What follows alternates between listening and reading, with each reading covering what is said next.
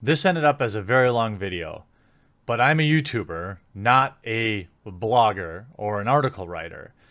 Much of what I say in this video, almost all of it, is the victim's own words. The reason this video is important is because outlets like Kotaku, Polygon, Mary Sue, IGN, all these outlets would have reported on this had it been a male abusing a female, I believe. Or maybe it's just that it happened at Square Enix. But in order for me to give the amount of detail that is required, I ended up having to read much of what was sent to me. I understand if you don't want to watch this whole thing, but please consider at least dropping a like on it and sharing it out there for people that might be interested, because this story has to get out there. It's important that we see the double standard here and how apparently games journalists are ignoring this tale either because it's about Square Enix and it's so big, or because it's about a female abusing a male. Nobody else is covering this, so it's up to us to spread this. I go into pretty specific details about the abuse, their subsequent termination as a victim, and some of the mind games that Square Enix played on this employee of the Kingdom Hearts 3 team. If it's too long for you, I understand, but if you're interested in hearing the tale of terror at Square Enix, pop some popcorn, strap in, and let's get going. Now, I can't share names because this person still works in the industry, but you're going to have to take the amount of detail I have here and the fact that I have internal emails from Square Enix appearing to admit this happened as reasonable doubt. Certainly, there may be another side to this story, but I think I've done my due diligence. It starts with a animator that works on the Kingdom Hearts 3 team. In fact, their email subject line was Kingdom Hearts 3 was built on abuse. Now, this is somebody that worked with Square Enix for a while and didn't share exact names with me up front, but after I spoke to them more and more, I was able to get more specifics. And they went out of their way to say things like, as far as they know, Disney had no knowledge of this situation or other crimes in which Square Enix had been involved. Square Enix may have had several predators, but I sincerely hope Disney, a company whose main target is children, would not advocate for such horrible things. Though my direct interactions with Disney were scarce, I would very much like to believe that Disney did not know of the incidents which took place, and unless I'm given reason to believe Disney is not at fault for any of this, which happened at Square Enix in Japan. This person also fully admits that he made some mistakes while at the company as well, making some bad judgment calls, and probably made the situation worse. But as the story pertained to me, didn't really matter. What happened in a nutshell, the TLDR is female coworker who is good friends with fellow female HR representative, uses their position to, abuse a male employee. And I'm going to share some of the tale with you because everyone else is refusing to cover this. This gentleman started at Square Enix, and it had appeared to be basically a dream job, being broke at the time and just scraping by, eventually getting that person into a better position.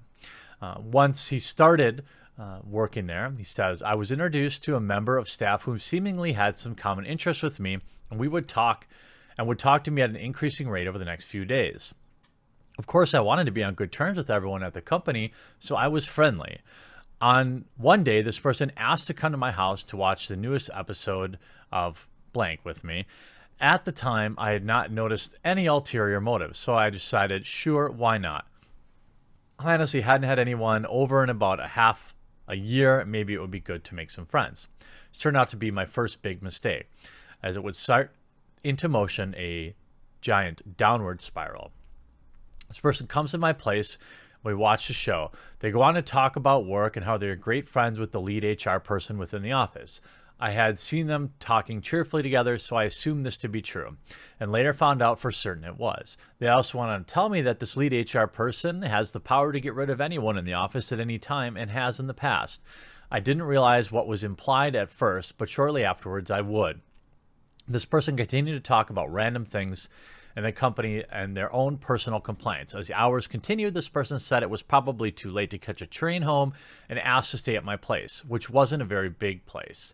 Again, I must have been too stupid or naive to realize what this person was after, but I said, okay, take the couch. It makes me sick to my stomach to recall the events of what happened next. Shortly after attempting to go to sleep, they began to make advancements on me and did not stop.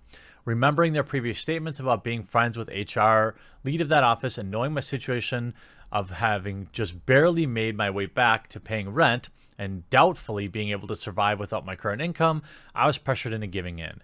Afterwards, I recall going to the bathroom and crying for quite some time while the disgusting abuser in the other room slept soundly. I spent the night pondering what I should do and came to the conclusion that I had to pretend nothing happened. Just try to be friends with this person no matter what happens and eventually figure things out, or I would be in the streets and possibly unable to work in the industry again. Even in hindsight, this seems like a terrible judgment call on that part, but considering the events which followed, I truly believe that if I told anyone at the time, I would have been jobless and out on the streets much sooner. So this is one of those things where I get it. As a man, it's I don't want to editorialize their tale so much, but I get it. Like, as a dude, it's hard to be like, oh, well, so some girl came over and wanted to hook up and you did and you regretted it. And maybe that's all it was, because that really isn't what the story is about. Certainly, this person also shared with me that they weren't attracted to this person at all, but were put in this awkward position. So who knows? I think the story is much more than just a regretful hookup. I was disgusted with the abuser, disoriented about the situation, and disappointed with myself for not knowing what else to do. The only place in a company you could normally report something like this would be HR, and assuming the information I had, which was true, I had nowhere to go, no viable options. So I decided to tell the abuser that I had recently had deep depression, hoping for some form of pity and perhaps a way to get this person to stop their abuse. After many attempts to search for some kind of relief, I drove into self-help techniques on the internet and figured I could use my previous inability to take the train to work as a chance to jog or work for exercise. So essentially, this person went on to try to get over it and move on. So to avoid confrontation, I decided to remain on a friendly terms with them. But I must have done a good job of trying to convince myself, because as stupid as it may seem, at some points I was almost able to feel like this person was actually my friend. But I tried hard to fix my life, blah, blah, blah. Okay. Over the following months, the abuser slowly returned to abusive actions, in some way more bold than before, by grabbing my butt at the workplace, in the office, and even when other people were looking. Every single time, I told them to stop and not to do that again. Despite my objections, not only did the harassment proceed, but it became more and more frequent. 2 or 3 times a week, I would have my butt grabbed by the abuser in the workplace, not a light touch or a slap, an actual grab. And again, while the abuser would laugh like a maniac. It didn't matter how many times I said stop or don't do that. It didn't matter who may have seen them doing it. They knew they had power over me and would continue to do so. While on a daily basis, I continued to pretend that, to my best of ability, that nothing was wrong. I continued to show up work on time every single day and produce high quality work. While I was doing this, though, I also went through a lot of plans in my head on how I could stop this. For example, I thought if I could somehow find a relationship partner and get off the abuser to stop constantly harassing me without being fired by their friend in HR. I looked for someone in the office who seemed to be genuinely a nice person, considered how I could create a relationship. So in a nutshell, basically, this all continued. It continued weekly, and eventually I couldn't take it anymore. Despite not being in a relationship, I told this person I have feeling for someone. They said, "Me, right?" I said, "Sorry, but no." The person went home angry that night. I was worried what might happen, so I sent an apologetic message to them saying I hope we could still be friends. They proceeded to tell me that someone in the company, a friend of theirs, was considering getting me fired. They said the least, to say this at the least freaked me out. I'd gone through so much pain, would still lose everything. I reacted very poorly to this threat and said if someone was trying to get rid of me, I'd get rid of them first.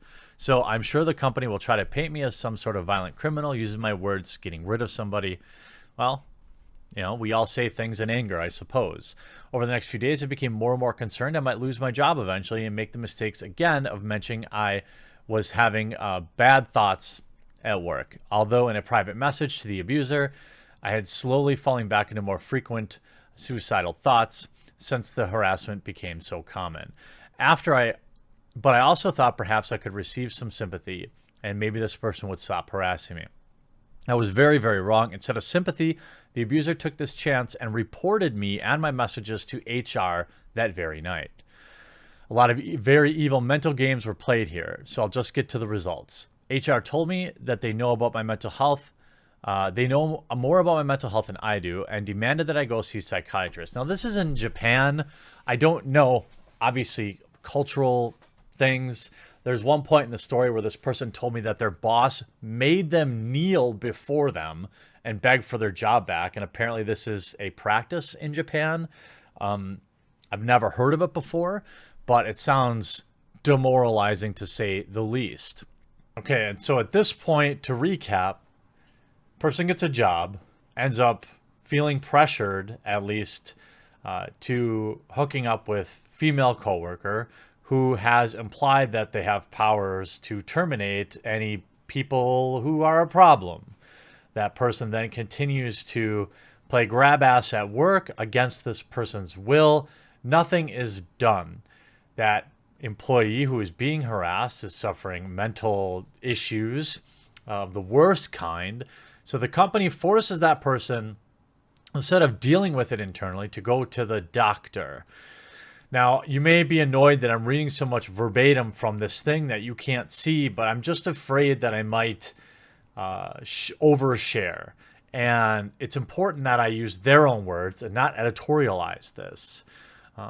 At this point, they bring in a company executive to handle the situation. And this person became optimistic that things might be getting handled. Enter the executive now, whom the employee thinks perhaps might be there to help them. When they meet, before the employee could even go into detail, the executive quickly responded by telling him that you must have enjoyed being harassed if you hadn't reported it until this point. I was utterly disgusted.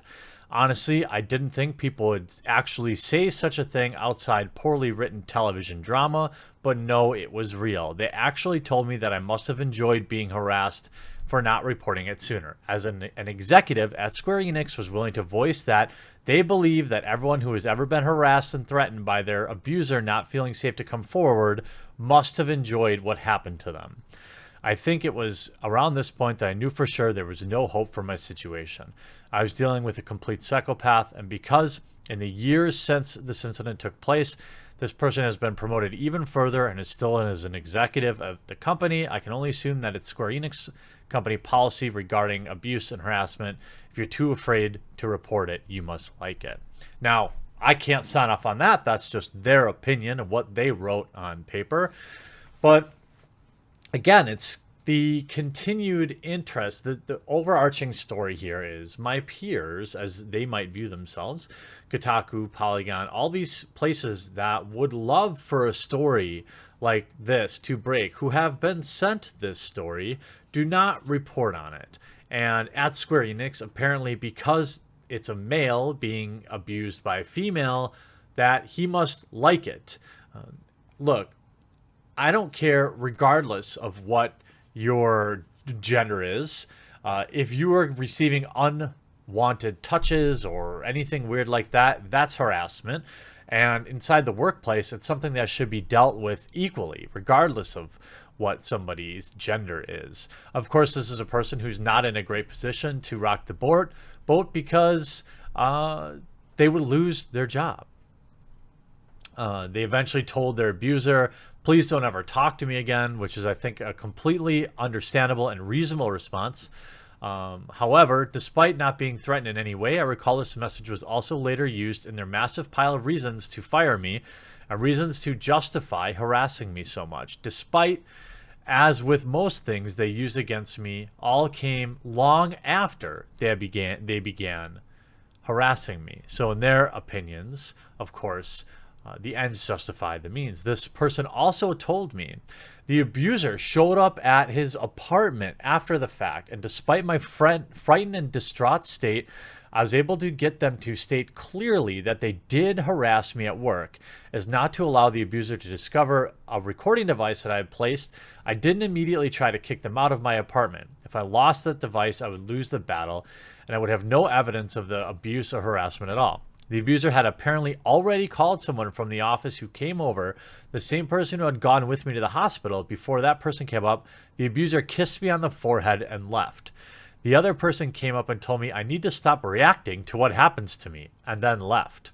That night, I set up a private link on YouTube with the abuser's admission of sexual harassment at work. I sent the abuser the link of their own admission to harassment and told them to stop harassing me or I'd release it to the public. I thought I had won. Now that I had proof that I was being harassed at Square Enix, I could keep my job without being harassed at work. But as was the trend, I was wrong again. On Monday, an HR person, an executive, let me know that uploading a sound file of an employee at the company admitting to sexual harassment is giving away company secrets, and I was violating my contract even by uploading it privately, despite not mentioning the company anywhere in the description. Nevertheless, I had hoped I could use this as a bargaining chip to keep my job and for them to stop harassing me. Because of the evidence they admitted to the harassment took place at work, they apparently gave the abuser a warning about. It also came out that the HR person knew about the harassment and said it was all a joke. Apparently, the constant ass grabbing wasn't meant as sexual. It was all a joke, despite me telling them to stop. So I'll try to understand this when it's harassment intended to be harassment. And how is ass grabbing over multiple days and being told to stop every single time not considered harassment? It isn't. It is harassment. Not to mention the mental abuse that took place. So we learned something about Square Enix policies here. Harassment is considered a joke if the instigator at any time, even after admitting it was harassment, says so. And does so nicely with considering the harassment as part of company secrets. The next day, I blocked the abuser and the HR person in the company chat because they were all disgusting human beings, and I tried my best to continue working, as that's all I wanted to do. My section boss, who had gone to the hospital with me, told me to upload all of my latest work. At basically the same time, the executive sent me an email telling me to come to their office in another city for a talk the next day, which put together with uploading all my stuff unquestionably meant I was going to be let go. At this point, I didn't believe I'd done anything particularly wrong or that could be used against me. So just as a recap, now this is their opinion, obviously, in their words. I had perfect work attendance and very high quality work, which most of it is still in the game. Side note, I've heard I'm receiving no credit for my work. The harassment received was admitted by the abuser and recorded, as well as later also admitted by HR and executive at Square Enix. It was also admitted and documented that it made very clear verbally several times that I wanted it to stop, and happened again and again. HR admitted to not only knowing about what is also allowing it under the guise of being a joke. An executive at Square Enix believes that anyone who doesn't report harassment within a certain period of time must enjoy it.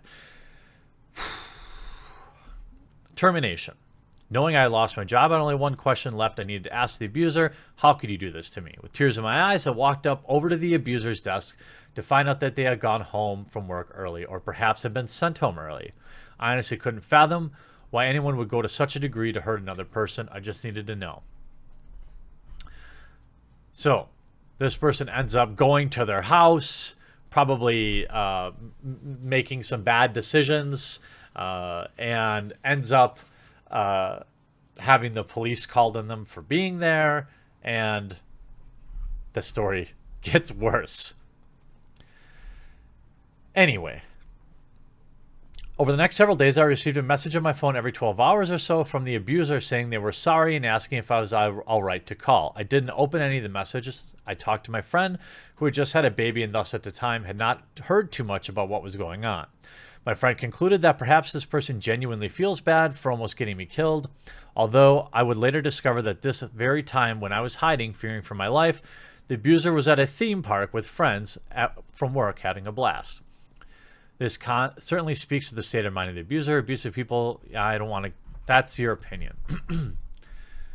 Anyway, after several days in hiding and talking with my friend, I decided on two things. One is that as soon as I get back to the city where this all occurred, I would talk with a lawyer immediately. The other would be that I would try calling back the abuser to see if they were actually finally sorry.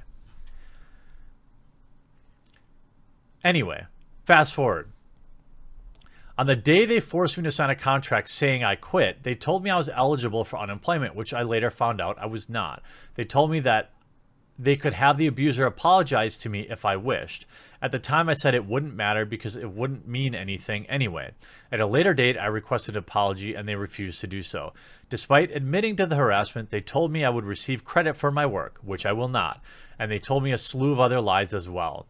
They had got me. They had taken everything from me, my entire livelihood.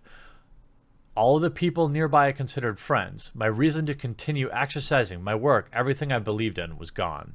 The only thing I had left was what I had mentioned to them right before signing their lie-filled contract. I told them the harassment would be separate and that I would continue talking with lawyers about that.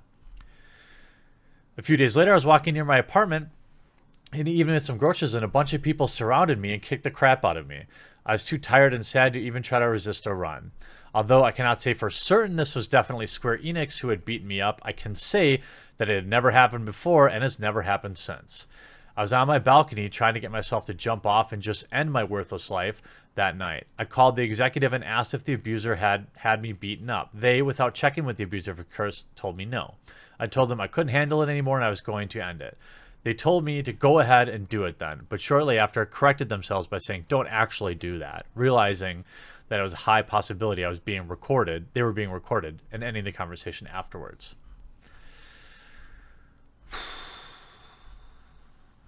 Brutal. This person then received harassing emails when blaming me for some hack of their system, like above from the part of the country far from where I was, another then claiming someone broke into their offices, again for a different part of the country, far from where I was, saying there was blood left at the scene of the crime and telling me they'd already filed a police report. I checked in with this one, a few people I was still able to contact and worked at Squeenix. They'd not heard any such thing. So I was being accused of crimes which were blatant lies in every possible regard. I told them to stop harassing me, but they weren't going to do so. Wow. Now, this event was maybe a year or two ago, sounds like. And this developer tells me, I asked how things are going. I've greatly improved my life from the homeless, suicidal wreck I was at Square Enix. The trauma they have caused me has many lasting negative effects for my financial income, my mental state, and my physical condition. Yet, I married, found jobs, and have not obviously been abused further. And I've still spent the last few years looking over my shoulder, often crying when I'm alone or in the shower, remembering what has been done to me. I have found ways to deal with most of the trauma on a daily basis. There are some things I cannot do. I have not been any doctor in years now. Unfortunately, I know these people have not learned their lesson. Given the chance, they would do it again. I'm fully convinced they have no remorse for their actions. Square Enix is not just an abuse apologist, but a facilitator and a promoter. These are their words. They fully allow the support predators and will not get rid of anyone who stands against them. I urge anyone else in these companies who have been hurt to come forward. If you've been abused, harassed, violated, and too afraid to speak up, Square Enix executives will tell you that you must have liked it. Prove to them that you didn't like it and stand up against abuse and harassment. Although the harassment is fully known, acknowledged by the abuser, HR, company executive, and something they knew about and probably aren't dumb enough to try to deny now, there may be parts of other crimes they will try to deny. So for the record, if it comes down to it, I will be willing to testify under oath and take a polygraph test or anything to prove this is the truth. From here, I feel there are several possible ways Square Enix could respond. I'm sure they will I'm sure they will just ignore this, because I don't see any of my anybody else picking this story up. Obviously, I have this entire article, this information that was sent to me. I spent a long time chatting on Skype last evening with this person. I believe beyond a reasonable doubt that what they are saying is true. And it's pretty sad that this could be sent to so many other people and have nothing. I mean, nothing be reported on it. If this was a man and a woman and the situations were reversed, I guarantee you these articles would have been written. At least that is my opinion. And in the week that Kingdom Hearts 3 is about to, just before Kingdom Hearts 3 is going to launch, probably not great timing, but this is when I got the article. If there's anybody at Square Enix that wants to contact me and refute these claims, I will give you equal airtime and happily share your side of things. Bad situations go both ways. It's not acceptable in either situation, but Square Enix, this is not okay. And I think it speaks volumes that the outlets like the Mary Sue or Polygon or Kotaku chose to not report on this, even with overwhelming evidence. It's messed up.